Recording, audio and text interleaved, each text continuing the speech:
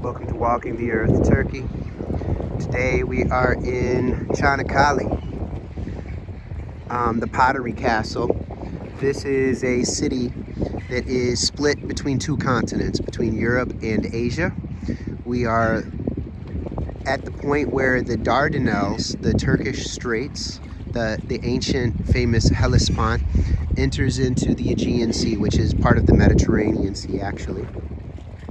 And this area has long been famous and very important for maritime trade, for warships, and it's located over on the other side is European Thrace. It's Turkish Thrace or Trachea, and it is it's the only part of official Europe that Turkey holds. Down here in the water, by the way, there's some. I don't have a great camera, so you might be able to see that there are jellyfish, a bunch of jellyfish. So that's Thrace over on the other side, and on this side we are we're in Asia. So we'll be wandering over to the European side as well. The ferry just left to go across. So Çanakkale province is on both sides, on both Europe and Asia, and the city, I believe, as well. I could be wrong about that part, but definitely the province. So there's a little boat marina. It's a nice little corniche or walking area along the waterfront.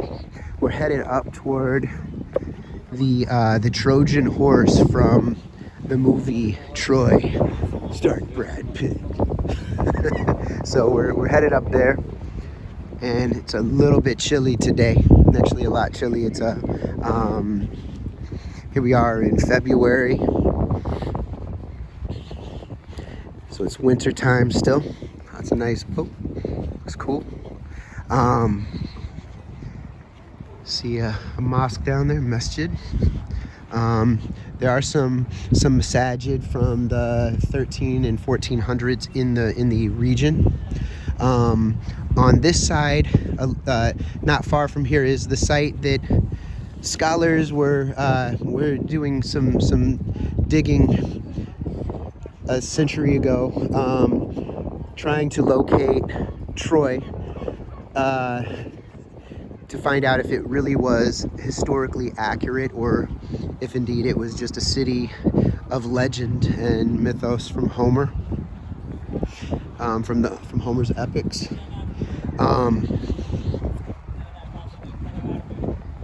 So we're gonna check that out, hopefully get over to Assos. Assos is where the great philosopher and scientist Aristotle lived for a period of time, did quite a bit of scientific research. It overlooks the Aegean, and it's in a beautiful area, and there are some extensive ruins there. And it's also where Cleisthenes, he was a famous Stoic philosopher. He wound up heading the Stoic school, I believe. He was from there. Also, there's one of the Alexandrias, Alexandria Troas, is located near there, and I'd read that was considered by both Constantine and Julius Caesar as a potential new capital of the Roman Empire, but instead they went with Constantinople, which is now Istanbul. Here we have the Trojan Horse. Now this is a movie prop, so this is actually from the film, which I believe was a blockbuster hit, not necessarily critically acclaimed for its cinematic excellence, but it had big names in it, and it's an entertaining movie. It gives you a bit of the gist of the story of Troy, with Helen, the face that launched 1,000 ships in Paris, and Achilles, and then the great warrior of the Greeks, who was killed. I'll think of it in a minute.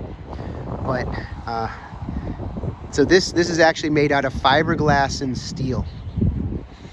So let's take a little look here. So this is a movie prop.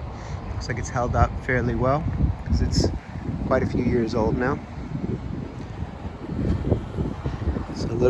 So they rolled it in. So I think the film actually, the parts dealing with Troy were filmed in Malta. So this was transported from there to here, I guess. This is a statue of Ataturk, the father of the Turks. He's the father of the Turkish Republic.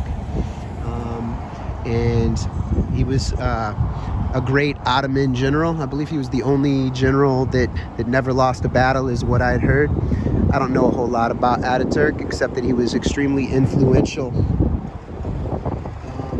So here it says the Trojan Horse.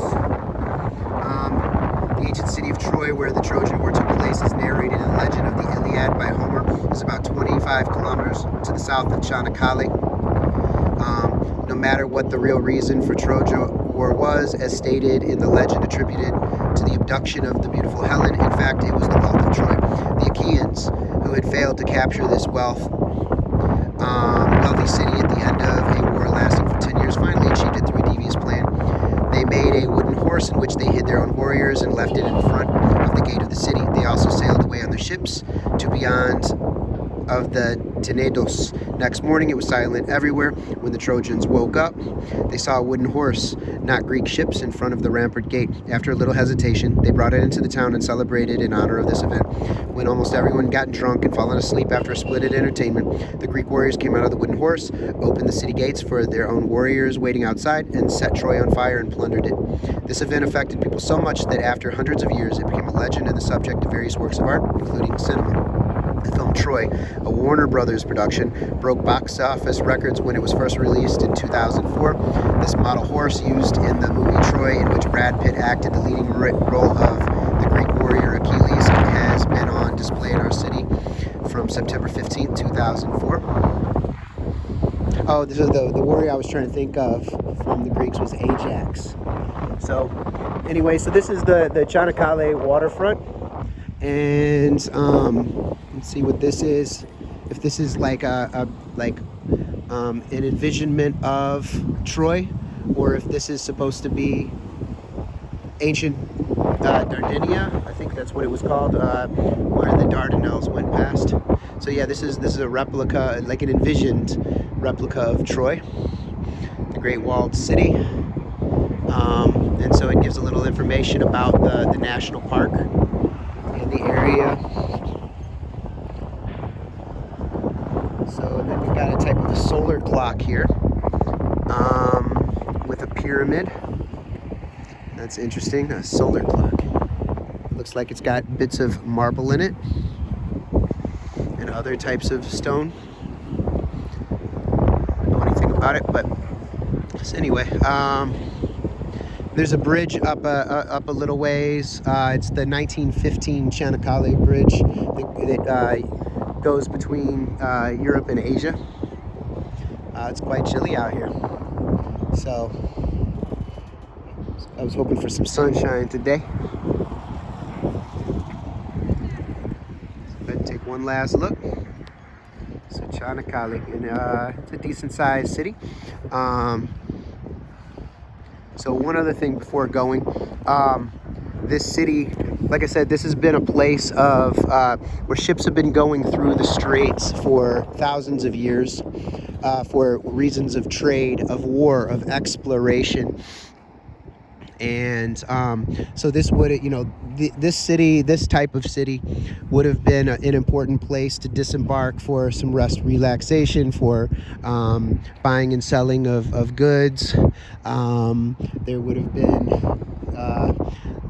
food available. There would have been hotels. There would have been, or rest houses, places to store and protect one's goods temporarily.